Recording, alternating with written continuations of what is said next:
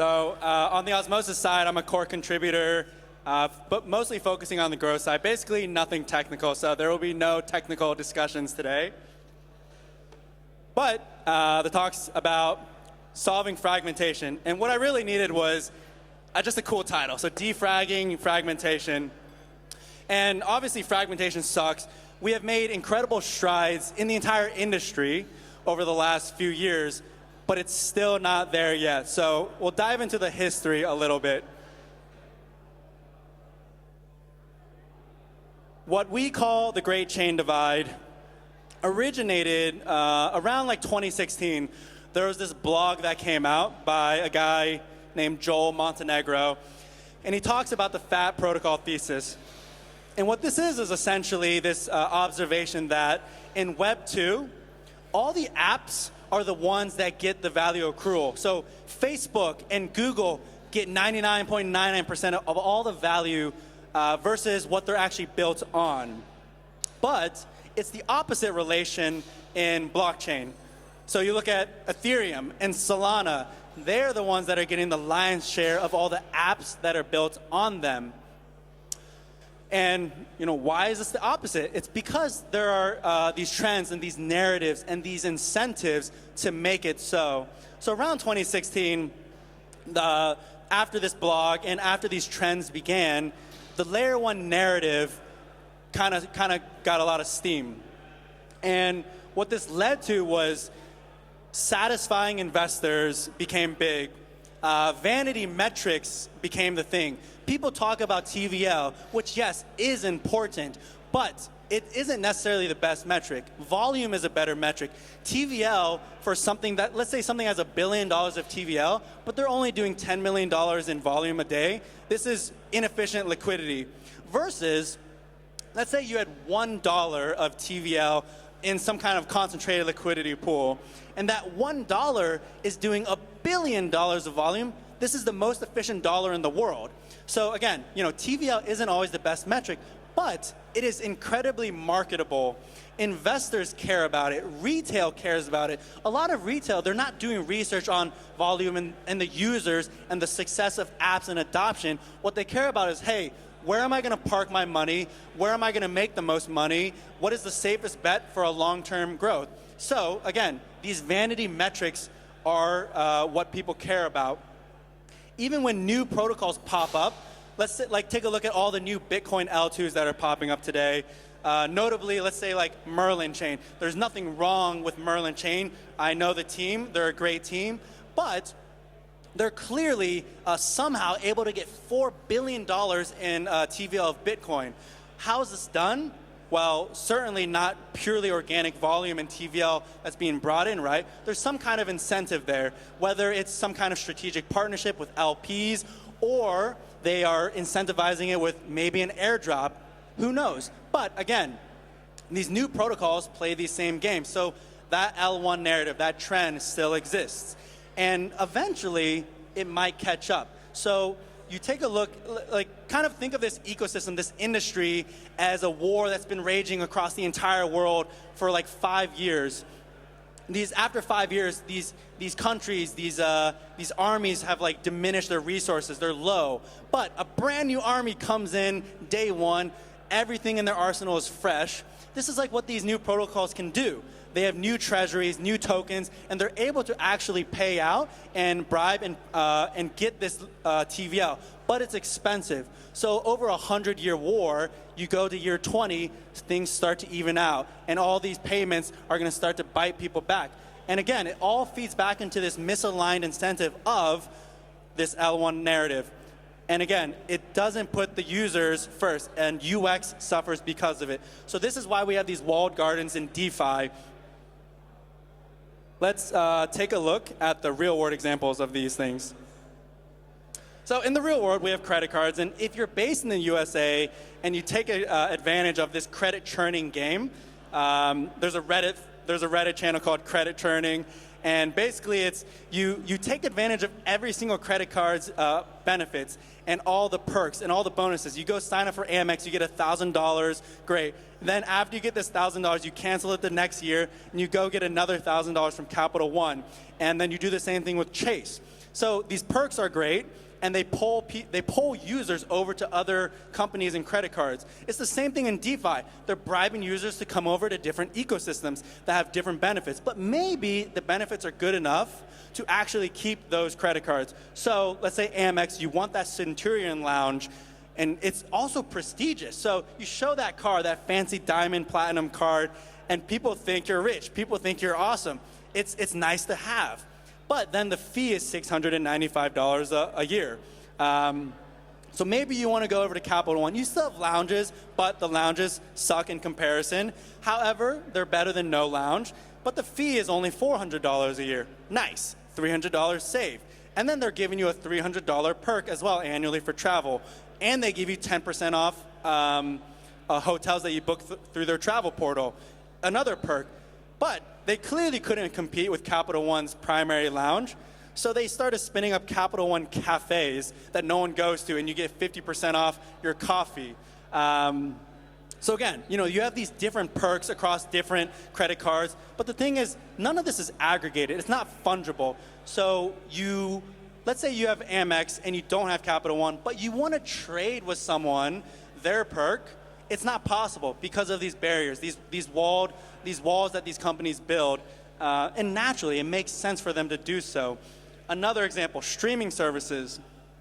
Netflix, they have obviously been a wildly successful product, and the thing is, they have plenty of catastrophic failed movies and shows that they have launched, but some of them are greatly successful, just like Stranger Things. And then you go to Amazon Video, and they spend $1 billion on The Rings of Power, which was a huge flop. And I don't even know how much they spent on the actual rights to produce it, but this was a risk, right? They wanted to be exclusive. They wanted to pay for those rights, and they thought that that would bring in more users to Amazon Prime and keep them sticky, right? So, again, these are the same liquidity games that we play in our industry. But you take a look at Apple TV, and they put out a show like Severance, a masterpiece. People are flocking to Apple TV. But what the real end game UX for streaming services is the box, that little Apple TV box. Same thing as the Roku box. Basically, it aggregates all these streaming apps into a single app, a single interface, and from there, you can play anything from HBO, Game of Thrones, to Netflix, Stranger Things, and you can pick up where you left off at a single interface. It is the best UX for streaming. I use it every day when I'm not traveling for work. But in the gaming world, this also exists. World of Warcraft, there's this gigantic world, this continent, and all these zones, and there are different major cities across this continent.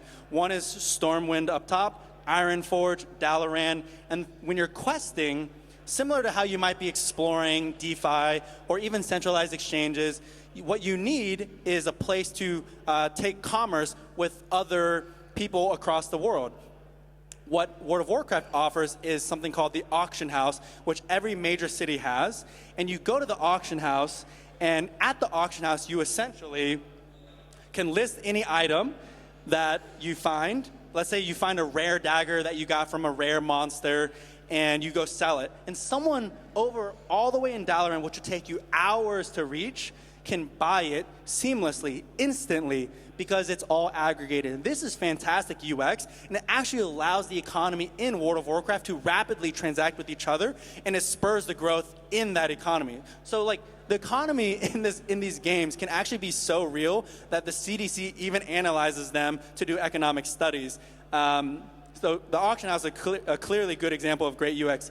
But what really is needed in gaming is this same auction house mechanism, but for the entire gaming industry. Imagine if you could sell that dagger from World of Warcraft that you just picked up, and then you're like, wait, I really don't care about this dagger, but I want this this mini gun over in Fortnite, or I want a cape skin over in Valorant or something, or I want a skin for a knife in Counter-Strike. Now, that would be good UX, but again, there are walls, there are barriers, and these things are not permitted. And some people might try to do this on just like the way like Bitcoin NFTs were being done on spreadsheets. Yeah, like people could do this on servers and forums, but again, there's always going to be a cut, and you can't figure out seamlessly the coincidence of wants in these, like in this entire gaming industry. You should be able to transfer your points from Nintendo over to Xbox, or your skin from Counter-Strike over to a gun in Fortnite. But again, the incentives aren't there, and the incentives are there to block this. So again, these blockers are too high because everything is centralized, and because of that, we're never going to get these beautiful products the way we could in our industry. But the Cosmos has actually done a decent job of solving a lot of fragmentation problems. The Cosmos stack is incredibly cheap, fast, and robust. It allows teams that can't afford the monolithic method of Ethereum or Solana to go spin up. Also, apps and projects that want to own their own stack, let's say from Ethereum or Solana, they can actually do so by simply migrating to a Cosmos stack. So DYDX has clearly chosen to do so, and their app has been successful in the Cosmos. And the Mantra team is also doing this soon. Now, something that Osmosis has done for the Cosmos and Interchain has been acting as this neutral DEX for all assets. And this has clearly helped the entire Cosmos ecosystem grow. We have 100 chains now. Something that has also been another UX improvement is alloyed assets, where essentially similar to how USDC is done in Coinbase, you deposit USDC, you don't see what network it's on, it's simply on Coinbase. But when you want to withdraw USDC, you see 20 different networks from Noble, Ethereum, Base, whatever, everything, it's all listed there.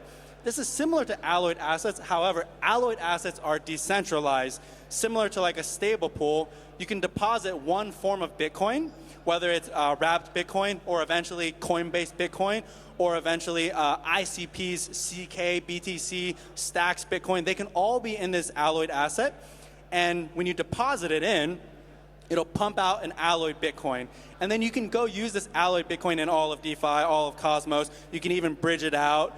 And the thing is, if you want to bring it back to Osmosis and withdraw it to any of these Bitcoin-supported networks, you can pick your network. You can go back to Ethereum. You can go back to the Bitcoin network. You can go back to like Coinbase's CBBTC home. And this is essentially a way of taking into account the future of all these Bitcoin iterations that are coming, because they're going to be like 20, 30 Bitcoins with all these Bitcoin L2s. And obviously there are security measures in place that will be factored in, such as rate limits. But really, the gem of Cosmos is IBC. And as Adrian Brink put it in a panel with Vitalik a few months back, he just said, just use IBC because it's better than any other bridging solution. There is no second best, as Michael Saylor puts it. So if we take a look at this little Game of Thrones scene, dirt roads, horses, this is essentially old school interoperability. Or if you want to do bigger loads, you go with a ship, dangerous, no set path, you die in a storm, not ideal. But we've migrated and we've evolved.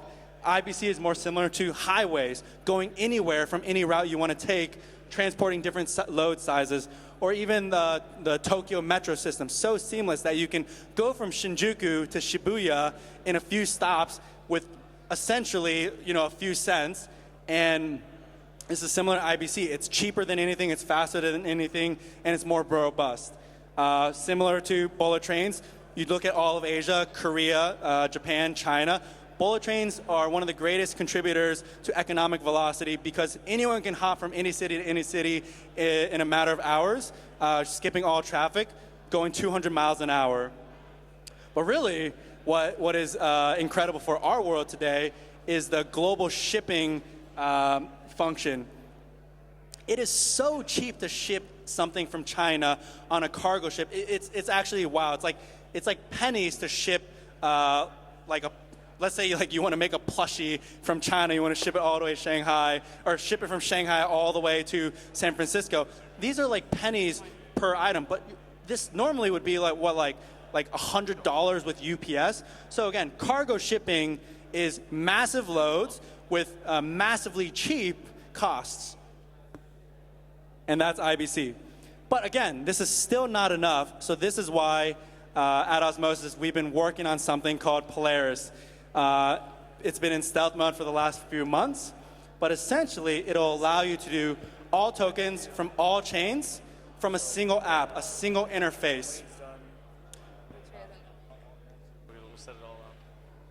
So it'll be your token portal, and essentially you can one-click trade your Bitcoin all the way over to Solana, routing through any route you want. Obviously, this is generally the most optimal route that you would want in a single click. You should be able to, in the future, have endless integrations here. Whether this is new apps, new networks, they can all be integrated. Imagine having your Coinbase balances in a single interface that also aggregates your Bitcoin network balance. You have one Bitcoin on the Bitcoin network, and you have half a Bitcoin on the Coinbase network. What you see on Polaris is 1.5 Bitcoin, and wherever you want to send it out to, you can. Wherever you want to hold it, you just see that entire balance on Polaris. Also, potentially in the future, aggregated perps on a single interface. This means you can see your Atom longs or shorts from Lavana on a single interface right next to your Bitcoin longs over on DYDX, and it's all compiled for you. Same thing with borrowing and lending, even NFTs. What if you want to trade your ordinals for a bad kid on Stargaze and you want to route all the way there in a single click? You can. If you want to see all your NFTs in a single place and do NFT 5 from a single place, you could. If you want to fractionalize these NFTs through Polaris with the Fractal app, you can also do this in the future. These are all endless possibilities. So this is what is going to be the Apple TV box moment for crypto. It's what it needs, and not just for this regurgitated line of the next wave of users to join crypto. It's actually the current wave that doesn't leave their ecosystems because they see all these tedious walled gardens, these barriers that stop them from going and exploring, or these costs. Spending $10 to go and do something from Ethereum, and you want to bridge to Cosmos. These are huge barriers because it's tedious. This will remove all that tediousness, and this will be the end game UX for our industry. We're going to be unveiling it at Solana Breakpoint in 4 days.